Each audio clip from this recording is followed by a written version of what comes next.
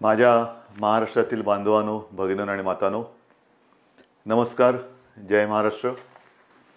एक दोन दिवसापूर्वीच आपण भेटलो होतो, आपल्याशी मी संवाद साधला होता आणि त्यावेळेला आपण असंच ठरवलं होतं, किंवा ठरवलं आहेच, की या 2 महिन्याच्या लॉकडाऊन नंतर पुनश्च हरिओम करायचं.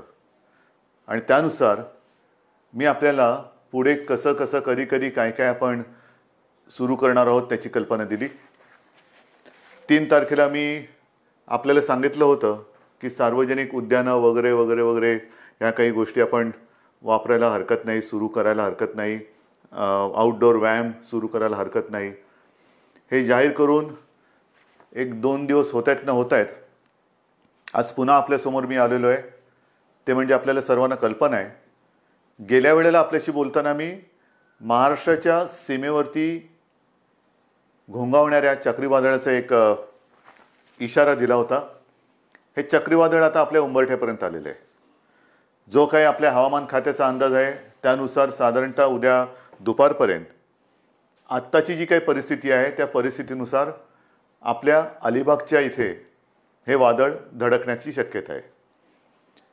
हे वादळ कदाचित हल्ली काही दिवसात न झालेल्या वादळापेक्षा मोठं असेल. जो काय अंदाज व्यक्त केला जातोय त्यानुसार 100 ते 125 किलोमीटरच्या वेगाचे वारे वाहतील. वादळ म्हणजे नुसतं वादळ नाही, चक्रीवादळ आहे. सगळं चक्र फिरवत फिरवत फिरवत आणि नासधूस करत हे पुढे जाणार आहे. प्रार्थना हीच आहे की आपल्यापर्यंत पोहोचेपर्यंत ह्या वादळाचा जोर ओसरावा किंवा हे वादळ कुठेतरी हवेतल्या हवेत नाहीसं हवं. ही प्रार्थना आहे आपली. प्रार्थनेला यश मिळेल. पण जे काही दिसतं आहे ती शक्यता पाहिल्यानंतर हे वादळ उद्या दुपारपर्यंत आपल्या किनाऱ्यावरती धडकणार आहे. साधारणतः आपला जो पूर्ण किनारपट्टा आहे या किनारपट्ट्यावरती, आणि साहजिकच आहे त्याच्या त्या परिघामध्ये व्यासामध्ये ज्या ज्या काही गोष्टी जे भाग येतील तेवढ्या सगळ्या भागांवरती हे परिणाम करणार आहे. आपण सज्ज आहोतच. आर्मी, नेव्ही, एअरफोर्स या सगळ्यांना आपण सज्ज राहण्याचे इशारे दिलेले आहेत. त्याप्रमाणे आपण तुकड्या त्यांच्या म्हणजे NDRFच्या 15 तुकड्या, SDRFच्या 4 तुकड्या, असे एकूण 19 तुकड्या जिथे जिथे आवश्यकता आहे तिथे आपण तैनात केलेल्या आहेत. अतिरिक्त मदत म्हणून आणखीनही 5 तुकड्या आपण तशा तयारीत ठेवल्यात. त्याचबरोबरीने काल आपल्या देशाचे गृहमंत्री अमित शाह यांनी एक व्हिडिओ कॉन्फरन्स केली. त्यातही त्यांनी एकूण आढावा घेतला, एक कल्पना दिली आणि त्या बैठकीतही त्यांनी सांगितलं की ज्या वेळेला तुम्हाला काही गरज वाटली तुम्ही अवश्य सांगा. केंद्र सरकार पूर्ण ताकदीनिशी आपल्यासोबत आहे. थोड्या वेळापूर्वी आपल्या देशाच्या पंतप्रधानांचा फोन आला होता, माननीय नरेंद्र मोदीजींचा फोन आला होता. त्यांनी सांगितलं आहे की तुम्ही तयारी तर केलेली आहे पण केंद्र सरकारसुद्धा तुमच्यासोबत आहे, त्याच्यामुळे ती काळजी तुम्ही करू नका. आता महत्त्वाचा मुद्दा म्हणजे हे जे काय वादळ येणार आहे किंवा धडकणार आहे, या वादळाचा एकूण प्रभाव बघितल्यानंतर 3 तारखेपासून आपण सुरुवात करणार होतो पुनश्च हरिओम.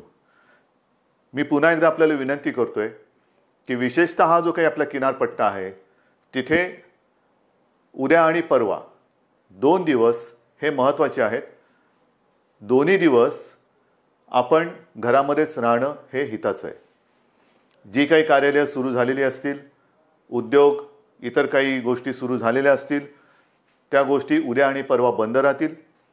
कोणी घराबाहेर पडू नका. घराबाहेर न पडणं ह्यात आपलं हित आहे.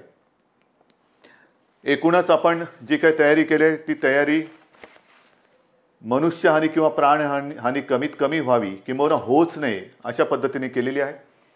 किनारपट्ट्यातील सर्व मच्छीमारांना संपर्क झालेला आहे. पालघरमधील सुद्धा काही मच्छीमार आज दुपारपर्यंत संपर्कात नव्हते पण त्यांनाही संपर्क झाला आहे आणि त्यांनाही वेळेमध्ये परत आणण्याचा आपला पूर्ण प्रयत्न आहे आणि ते सगळे वेळेमध्ये परततील. सगळे मच्छीमार घरोघरी परतलेले आहेत. पुढचे 2 दिवस तर समुद्रात जायचं नाहीच. त्याच्यानंतर सुद्धा आपण बघूया हे कसं कसं कुठे पुढे प्रवास करत जाते. हे करताना मला असं वाटतं की काही गोष्टींची खबरदारी आपण घेणं गरजेचं आहे.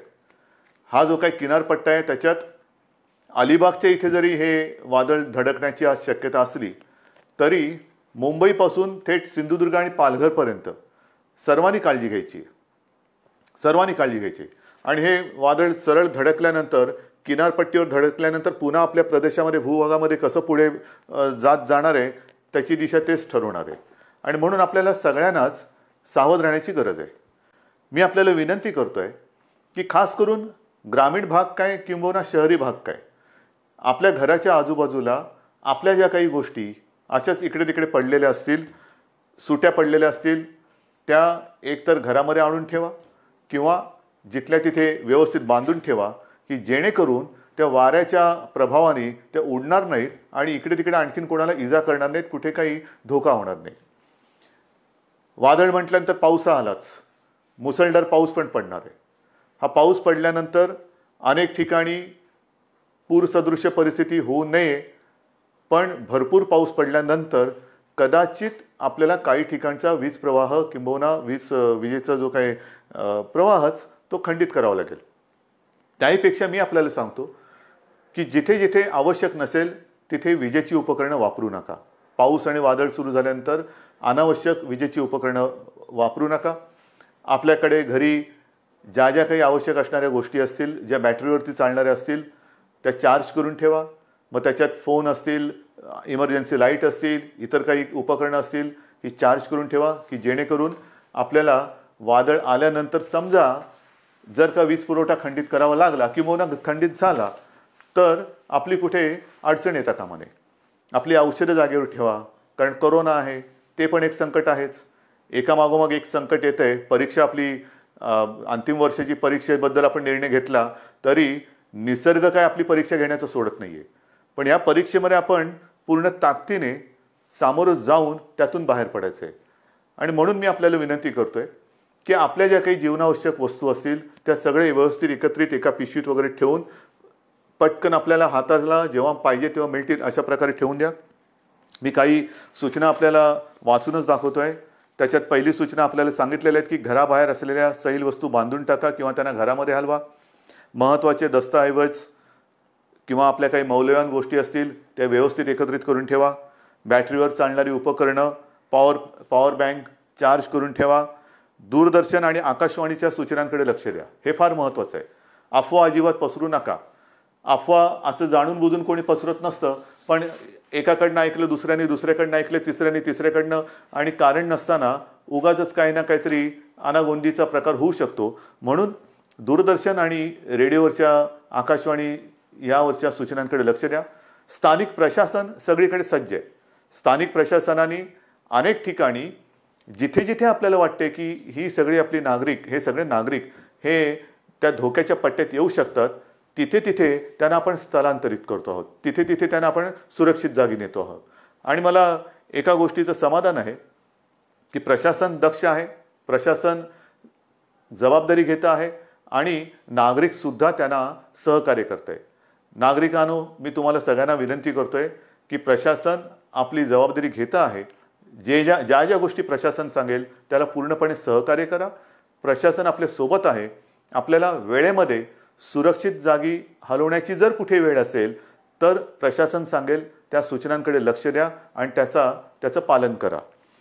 आपलं घर म्हणजे खास करून मी ग्रामीण भागात सांगतोय आणि शहरी भागामध्ये सुद्धा समजा झोपड्या असतील, काही असेल तर कच्चं नसेल किंवा झोपडी नसेल तर आपला एक भाग घरातला आपत्कालीन एक भाग म्हणून करून ठेवा की जिथे समजा सोसाट्याचा वारा आला तर आपण सुरक्षित राहू शकू. त्याचबरोबरीने जिथे मोठे छप्पर म्हणजे तात्पुरत्या आपण काही गोष्टी बांधतो, शेड बांधलेली आहे, त्या शेडमध्ये जाऊ नका. याचं कारण असं की ती तात्पुरती आहे वास्तू. तात्पुरती आपण समजा आता उन्हाळ्यात किंवा पावसात इतर वेळेचा पाऊस वेगळा आणि वादळातला पाऊस वेगळा, तर त्या वास्तूमध्ये आधाराला किंवा एक आडोसा म्हणून जाऊ नका. जसं एक उदाहरण म्हणून मी सांगतो, मी काही गेल्या 1-2 वेळेच्या माझ्या फेसबुक लाईव्हमध्ये आपल्याला कल्पना दिलेली आहे की आपण राज्यामध्ये कोरोनापासून उपचार करण्यासाठी, कोरोनावरती उपचार करण्यासाठी जशा काही जम्बो फॅसिलिटीज केलेल्या आहेत, फील्ड हॉस्पिटल ज्यांना म्हणतो, त्याच्यामध्ये ह्या बांद्रा कुर्ला कॉम्प्लेक्समध्ये एक मोठं 1000 अधिक 1000 रुग्णशय्यांचं एक आपण हॉस्पिटल तयार केलेलं आहे. काल ज्या वेळेला या वादळाचा इशारा आला तेव्हा आपण तिथे असलेल्या रुग्णांना दुसरीकडे हलवलेलं आहे. कारण ही जी काय आपण शेड उभी केलेली आहे ही वॉटरप्रूफ आहे. पावसाला ती दाद देणार नाही, पण पावसाबरोबर जर का मोठं वादळ आलं आणि उगाच काही तिकडे घडलं, काही पडझड झाली तर पडलेलं स्ट्रक्चर किंवा पडलेल्या ज्या काही शेड आहेत त्या पुन्हा आपल्याला बांधता येतील. पण मला कोणत्याही परिस्थितीत नागरिकांना इजा होऊ द्यायची नाही आहे. म्हणून आपण बांद्रा कुर्ला कॉम्प्लेक्समधल्या त्या फील्ड हॉस्पिटलमधल्या रुग्णांना सुद्धा इतरत्र हलवलेलं आहे. हे मी तुम्हाला का सांगितलं की त्याच्यावरून आपल्याला लक्षात येईल की अशा कुठेही शेड्स असतील तर त्या शेड्समध्ये पाऊस पडतोय म्हणून आश्रयाला जाऊ नका. कुठेही मोडकळीस आलेल्या इमारती असतील त्याच्या आडोश्याला जाऊ नका. तात्पुरती कुठेतरी उभी केलेली स्ट्रक्चर असतील त्याच्या आडोश्याला जाऊ नका, त्याच्यामध्ये जाऊ नका. कारण हे वादळ 100-125 किलोमीटरचा वारा अधिक मुसळधार पाऊस असं सोबत घेऊन येत आहे. त्याच्यामुळे ह्या ज्या काही गोष्टी आहेत त्याच्यामध्ये आपल्याला काय काळजी घ्यायला पाहिजे, काय करायला हवं आणि काय करायला नको हे आपल्या मनाशी पक्का असायला पाहिजे. जे मी आधी तुम्हाला सांगितलं की आधी ठरून दिलेल्या किंबहुना निश्चित केलेल्या ज्या प्रशासनाने जागा आहेत तिथेच स्थलांतरित व्हा. आपत्कालामध्ये न लागणाऱ्या सर्व उपकरणांचा व साधनांचा विद्युत पुरवठा खंडित करा.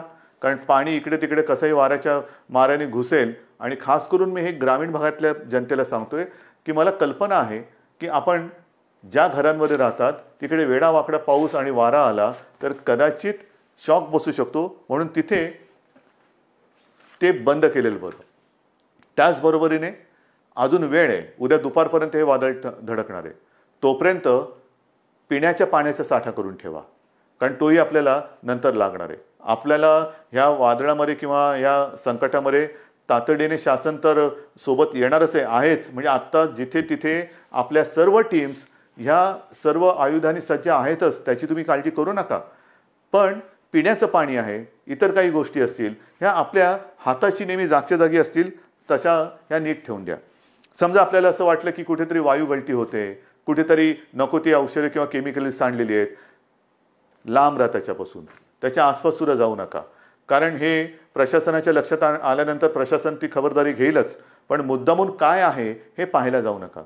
आणि शक्यतोवर ज्यांना मदतीची एक आवश्यकता आहे आपण स्वतः सुरक्षित राहून जिथे जिथे त्या क्षणाला जी काय मदत करता येणं शक्य असेल ती जर का आपण करू शकलात तर मला असं वाटतं आपण बरंच नुकसान हे थोपवू शकतो. आणि म्हणून मी सगळ्या माझ्या बांधवांना, भगिनींना आणि मातांना एक नम्रपूर्वक सूचना करतो आहे की हे वादळ उद्या साधारणतः दुपारच्या वेळेला, म्हणजे हा आता अंदाज आहे, शेवटी वादळ आहे, ते वादळाला काय वादळाची दिशा आणि त्याचे एकूण तीव्रताही आपण नाही ठरवू शकत. कोणत्या दिशेला जायचं आत्ता ते अलिबागला धडकण्याची एक शक्यता वर्तवली जाते आहे. त्याच्यामुळे तिथे सज्जता ही आहेच, पण तिथे धडकल्यानंतर याचा अर्थ असा नाही की तिकडेच ते धडकेल, कुठेही धडकायला नकोच आहे. पण आजूबाजूचा म्हणजे मुंबई पालघरपासून ते कोकण सिंधुदुर्गपर्यंत हा संपूर्ण किनाऱ्याचा पट्टा आहे, तो पट्टा सावध तर राहायचंच आहे. आणि वादळ एकदा धडकल्यानंतर पुढे ते आपल्या भूप्रदेशात आल्यानंतर ते फिरत पुढे कसं जाईल ते जशी त्याची दिशा आपल्याला समजत जाईल तसतसं शासनाकडनं आपल्याला सूचना येत राहतील. शासनाकडनं वेळोवेळी दूरदर्शन असेल, रेडिओ असेल, किंबहुना SMS असेल, याच्यावरनं सूचना आपल्याला येत जातील. कुठेही घाबरून वेडवाकडं काहीतरी पाऊल टाकू नका. अत्यंत मजबूतीने जसं आपण कोरोनाचं संकट हे धैर्याने रोखून धरले आणि आता ते परतवण्याच्या मागे आहोत, तसंच हे संकट सुद्धा आपण थोपवून त्यातून सुद्धा सही सलामत नक्कीच बाहेर पडू, हा मला आत्मविश्वास आहे. आजपर्यंत जसं आपण सहकार्य केलं तसंच या संकटात सुद्धा आपण मला सहकार्य कराल. आणि पुन्हा एकदा आपल्या हिमतीला, धैर्याला, जिद्दीला एक मानाचा मुजरा करतो. आणि संकटाला किंबहुना मागेही आपण बोललो होतो किंवा मी आपल्याला सांगितलं होतं, संकटाच्या छाताडावरती चाल करून जायचं आहे. हे संकट आलं तरी धैर्याने त्याला सामोरं जाऊया आणि त्यातून सही सलामत बाहेर पडूया. जय हिंद, जय महाराष्ट्र.